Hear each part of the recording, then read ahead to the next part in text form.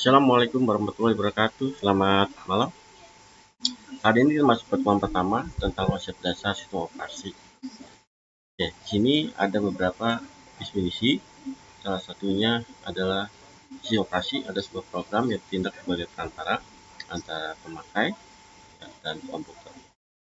Oke, jadi pada dasarnya sistem operasi adalah perangkat lunak yang mengontrol pelaksanaan program-program komputer, yaitu dengan mengatur waktu proses, pengecekan kesalahan, mengontrol input dan output, serta melakukan perhitungan, kompilasi, penyimpanan, pengolahan data, serta berbentuk layanan terkait. Yaitu adalah konsep dari sistem operasi. Ya.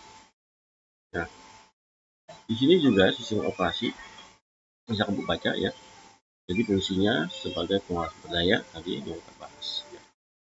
Oke, jadi definisinya menurut American National Student, jadi sistem operasi adalah software yang mengontrol eksekusi program komputer dan dilengkapi dengan penjadwalan, penyusunan kesalahan, pengendalian input-output, akunting, kemudian kompilasi, penyimpanan manajemen data, serta layanan hubungan. Itu dari definisi dari operasi. Nah, ini adalah fungsi-fungsinya. Jadi sistem operasi juga sebagai penyedia layanan atau action machine, ya, kita menyediakan kumpulan layanan. Berikutnya adalah tujuan dari sistem operasi, bisa kamu lihat di sini, yaitu salah satu adalah sistem operasi dimaksudkan untuk memudahkan pengguna komputer secara efisien. Kemudian sistem operasi mengatur secara optimal sumber daya sistem komputer. Ya, di sini ada hardware, ada software ya, dan ada juga pengguna. Jadi pengguna itu dimudahkan dengan ada sistem operasi. Di sini tugas pokok dari sistem operasi ada dua, yaitu mengolah sumber daya dan sistem operasi sebagai penyedia layanan atau disebut action virtual machine. Ya, dari sini bisa kamu lihat ya tugas pokoknya tadi, bisa kamu baca lanjutan dari tadi ya. Ya, salah satunya adalah sifat umum dari sistem operasi adalah usability, yaitu kemudahan untuk pemakaian, artinya memudahkan pengguna punya desain untuk menyenangkan user atau user friendly. Kemudian generality, yaitu memiliki banyak manfaat, artinya sistem operasi dibangun untuk membantu bahkan mempermudah pekerjaan user atau memfasilitasi apa yang ingin dikerjakan. Artinya di sini fasilitas ditawarkan sistem operasi ditandai dengan manfaatnya secara umum. Artinya semua manfaat program harus memperoleh data dan menghasilkan data. Nah, jadi sistem operasi digunakan dalam banyak hal. Berikutnya efisiensi. Ya, jadi efisiensi itu memiliki fungsi yang cepat, dan artinya OS itu membuat penggunaan sumber daya lebih optimal. Jadi sistem operasi nanti dirancang tidak hanya untuk melayani seseorang user saja, tapi juga bisa digunakan oleh beberapa user atau grup. Salah satunya adalah dengan berkoordinasi dengan user untuk berbagi sumber daya. Lalu satu printer gitu, atau server ya. Oke, jadi sumber daya komputer antara lain itu memory ya, penyimpanan, kemudian ada satu atau lebih komputer ya, atau CPU, ini ada input output device, ada perangkat input masukan seperti printer ya, atau scanner segala macam. Kemudian ada channel biasa di dalam jaringan. Kemudian ada media secondary store atau media penyimpanan luar ya, seperti hard disk atau flash disk ya. Oke. Artinya bagaimana prosesor itu atau menunggu pekerjaan atau main thread kosong, jadi bisa tahu dimensi jarak utama 03. Jadi maka OS nanti berkolaborasi dengan user untuk memaksimalkan penggunaan sumber daya.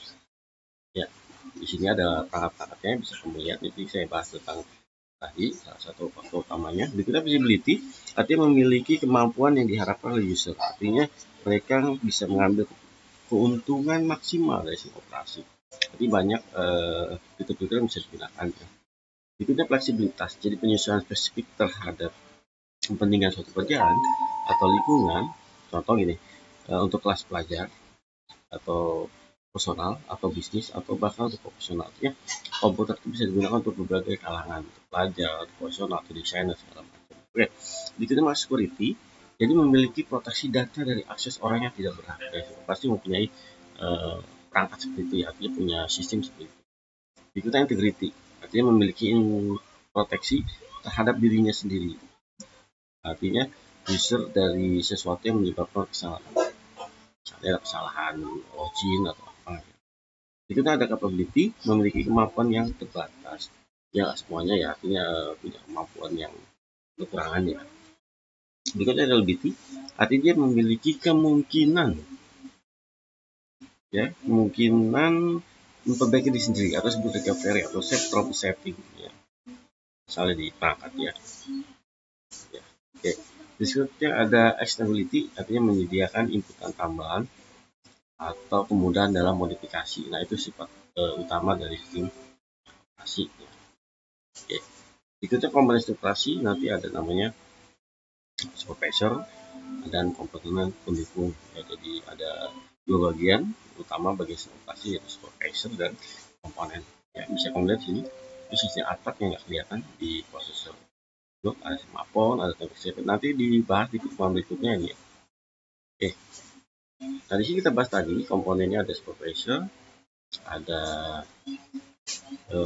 komponen. Jadi kalau supervisor atau komponen manajemen adalah sebagian dari fungsi sistem operasi yang tugasnya mengontrol keseluruhan lingkungan sistem pemrosesan data. Artinya fungsi-fungsi yang dikontrol antara lain satu, pengolahan pekerjaan, itu dia bisa mengalokasikan sumber daya yang dapat diminta oleh kualitas.